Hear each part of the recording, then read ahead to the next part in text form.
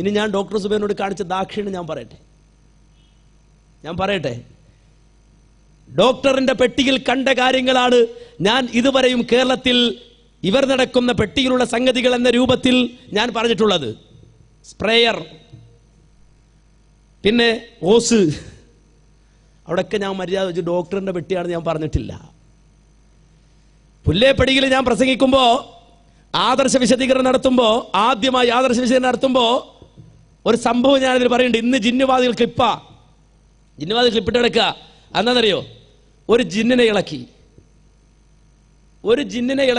ഇളക്കിയിട്ട് ആ ജിന്നോട് ചോദിച്ചു, എന്ത് നീ എവിടുന്നാ ഇളക്കിന്ന് പറയാണ്. ജിന്നാണോ മറ്റാണോ വേറെ എന്താണോ നമുക്ക് അറിഞ്ഞൂടാ.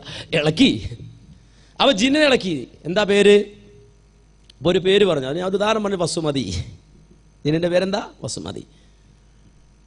എവിടുന്നാ പറഞ്ഞത്? അപ്പോൾ ഒരു പേര് പറഞ്ഞാൽ വടക്ക് ഭാഗത്താണ് എൻ്റെ ഓർമ്മ. ഞാൻ പറഞ്ഞ കട്ടുപ്പാറ കലിങ്കിൻ്റെ അടിയിലാണ്. ഞാൻ ഇന്നലെ ഇളക്കിയ ഒരു ജിന്നുണ്ടായിരുന്നു. അയാൾ എവിടെ?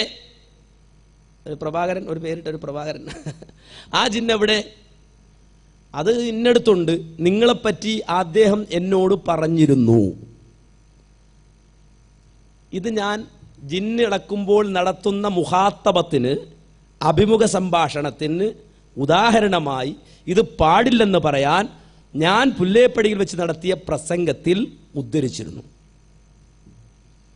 ഇന്ന് ജിന്നുവാദിൽ എന്താ ചെയ്യുന്നത്? ആ ക്ലിപ്പ് എടുത്തിട്ട് കണ്ടോ, അനസ്, വസുമതി, ജിന്നടക്കൽ കണ്ടോ, സംസാരിച്ചു, അങ്ങനെ ഇങ്ങനെ.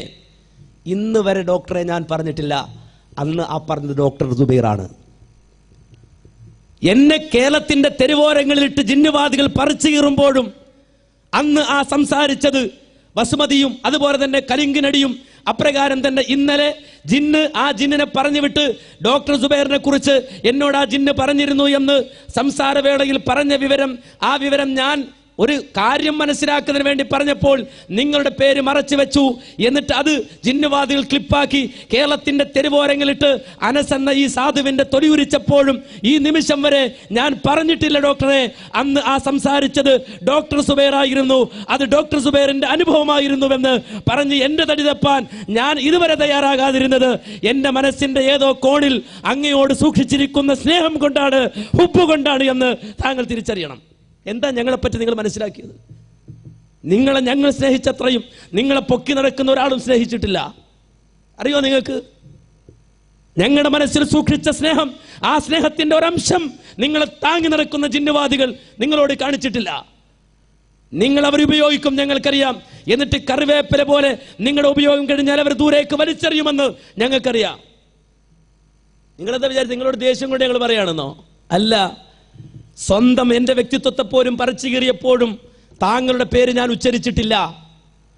ഇപ്പൊ താങ്കളത് പറഞ്ഞപ്പോ, ഞാൻ പരിഹസിക്കുന്നു എന്ന് പറഞ്ഞപ്പോ, താങ്കളുടെ ചികിത്സയെ അത് ഞാൻ പരിഹാസത്തോടെ പറയുന്നു എന്ന് പറഞ്ഞപ്പോ എനിക്ക് മനസ്സിൽ വേദന ഉണ്ടായി. അതുകൊണ്ട് മാത്രം, നിങ്ങളിവിടെ ഉണ്ടെന്നത് കൊണ്ട് മാത്രം, എന്റെ മനസ്സിലുള്ള സ്നേഹം നിങ്ങളെ അറിയിക്കണമെന്നത് കൊണ്ട് മാത്രം, അത് റസൂൽ പഠിപ്പിച്ച ചര്യയാണെന്നത് കൊണ്ട് മാത്രം ഈ നിമിഷത്തിൽ ഇപ്പോഴാണ് ഞാൻ ആ വസുമതി കേസ് പറയുന്നത്.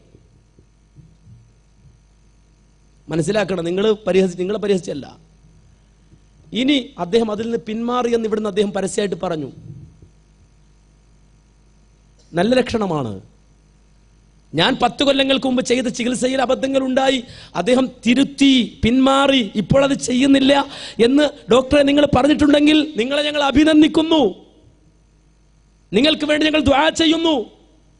അള്ളാഹു നിങ്ങളെ ഹൈറിലാക്കട്ടെ, ബർക്കത്തിലാക്കട്ടെ, കൂടുതൽ ഇസ്സത്തോടെ ഉയർന്നു വരാൻ തൗഫീക്ക് തരട്ടെ. ഞങ്ങൾക്ക് ഒരു വിഷമവും ഇല്ല ഞങ്ങളോട്. നിങ്ങൾ എന്താ മനസ്സിലാക്കണത്? അദ്ദേഹം അബദ്ധം ചെയ്തു 10 കൊല്ലങ്ങൾക്ക് മുമ്പോ 5 കൊല്ലങ്ങൾക്ക് മുമ്പോ, ഇന്നലെ ചെയ്തായിക്കോട്ടെ, ഇന്ന് തിരുത്തിക്കോ, ഞങ്ങൾക്ക് ബേജാറില്ല. അതിന്റെ പേര് ഡോക്ടർ സുബൈറിനെ ഞങ്ങൾ പരിഹസിക്കുന്നില്ല, വ്യക്തിയെ ഞങ്ങൾ പരിഹസിക്കുന്നില്ല. എന്നാൽ ആ ചികിത്സകളെ കേരളത്തിന്റെ മണ്ണിൽ ഇപ്പോഴും ഇറക്കുമതി ചെയ്ത് കൊണ്ടു നടക്കുന്ന പലരുണ്ട്. അത് വിമർശിക്കാതിരിക്കുന്ന വൃത്തിയില്ല.